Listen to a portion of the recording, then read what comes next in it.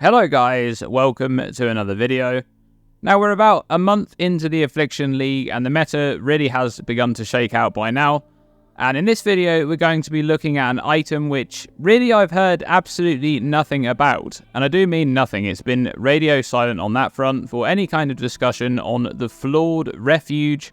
That's a new unique shield that's been added to the game in the Affliction League. And I believe it drops from any monster in the Viridian Wildwood. I'm not sure how rare this thing is, I haven't seen it personally and I've been playing quite a lot. Awesome name by the way, and the artwork is great as well. So let's take a look at what this new unique shield does. It has some increased armor and evasion. It's a pretty terrible base type, so not too much armor and evasion there even after the increase. And a big chunk of additional attack block chance on here too. And then we have the two big modifiers on this shield. You take 100% of elemental damage from blocked hits, and 40% of elemental damage from hits taken as physical damage. So right off the bat, both of these stats exist in the game in other forms.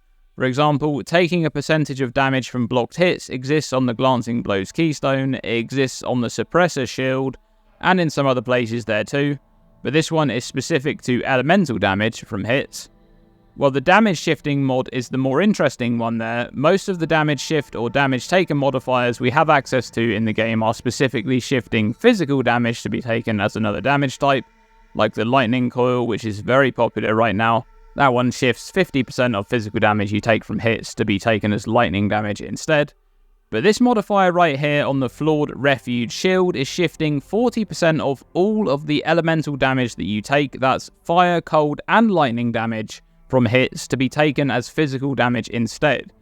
And I believe there's only one other example we have of elemental damage being shifted into physical, and that's the Rat Cage unique body armor, which makes you take 100% of fire damage from hits as physical damage instead. So the reason there's not been much discussion on this shield is mostly because it's quite niche. The meta right now is focused on shifting as much physical damage as possible into other damage types so that you can then mitigate that damage with resistances. But that doesn't mean that the Flawed Refuge doesn't have its uses. So let's first take a look at a basic example of the Flawed Refuge in action. Let's say a character has 75% elemental resistances and 20,000 armor, and takes a hit of 3,000 lightning damage. Without the shield, the lightning damage is mitigated by the 75% resistance, so 750 lightning damage is taken. With the shield equipped, 40% of this damage is taken as physical damage instead. So 1,800 damage is taken as lightning, and 1,200 is taken as physical. The lightning damage is mitigated by resistance, bringing it down to 450, and the physical damage is mitigated by armor, which in this case provides 77% physical damage reduction, bringing it down to 276, for a total of 726 damage taken. So you can see the damage taken in both calculations is very similar, but the Flawed Refuge setup in this scenario is slightly more effective at mitigating the damage taken. Okay, what about a much larger hit of damage? Let's say the character takes 10,000 lightning damage instead. Without the shield, the lightning damage is mitigated purely by the 75% resistance, so 2,500 lightning damage is taken. With the shield equipped, 6,000 of the damage is taken as lightning, which is resisted by 75% resistance, bringing it down to 1,500 damage, and the remaining 40%, so 4,000 damage, is taken as physical damage, and armor in this case provides much less mitigation because it's a larger hit of damage. So armor provides 50% physical damage reduction, bringing this part of the damage down to 2,000 for a total of 3,500 damage taken. You can see that the Flawed Refuge setup is much weaker in comparison when a larger hit is taken due to the nature of the armor application. However, there's one very important thing to note here, and that's the damage types that are being taken after mitigation has taken place. In the second example, the setup without the shield was taking 2,500 lightning damage, while the Flawed Refuge setup ends up taking 1,500 lightning damage and 2,000 physical damage. This is important in regards to damage type properties. Let's first talk about non-damaging ailments. These ailments such as Chill or Scourge are based on damage taken of a particular element. The magnitude of non-damaging ailments is scaled based on how much damage of a particular type is taken relative to ailment threshold. So if we take the example from earlier, let's say a hit of 10,000 lightning damage was a critical strike, meaning it has the inherent property of inflicting shock.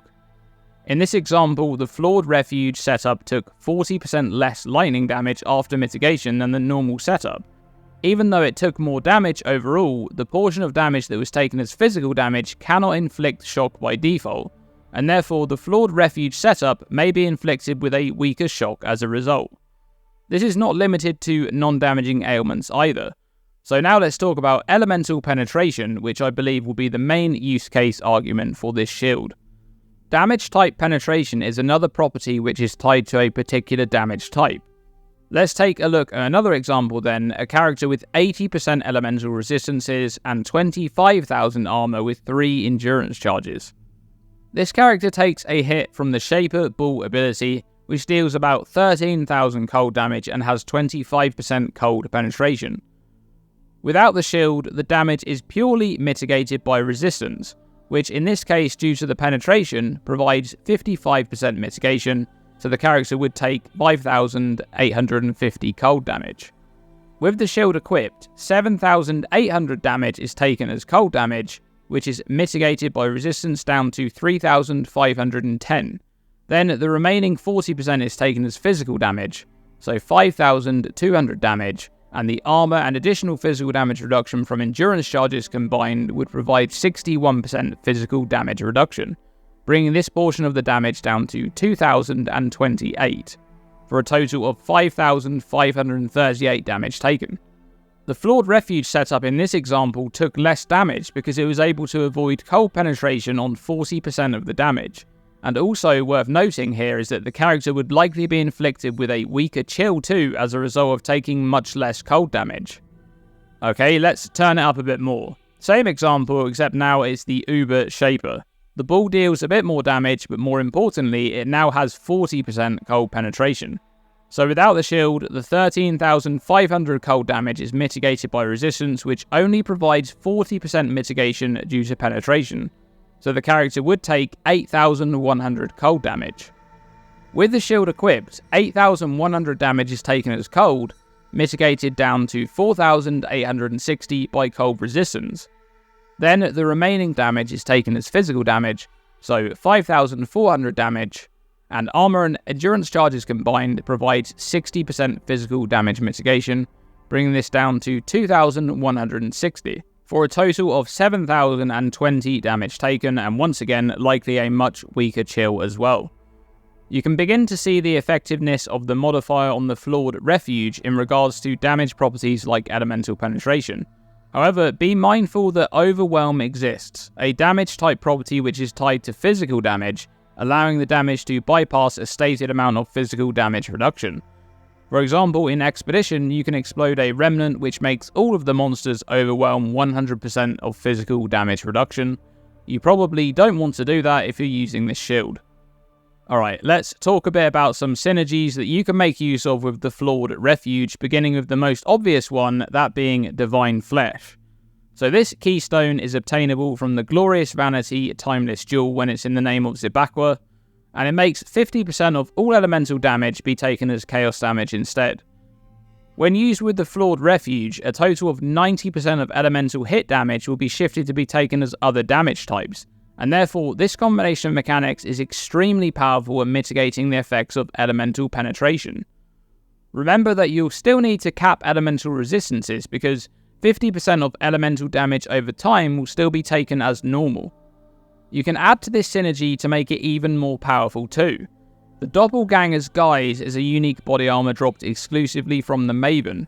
This one can roll up to 40% less physical and chaos damage taken, which is perfect in combination with Divine Flesh and the Flawed Refuge.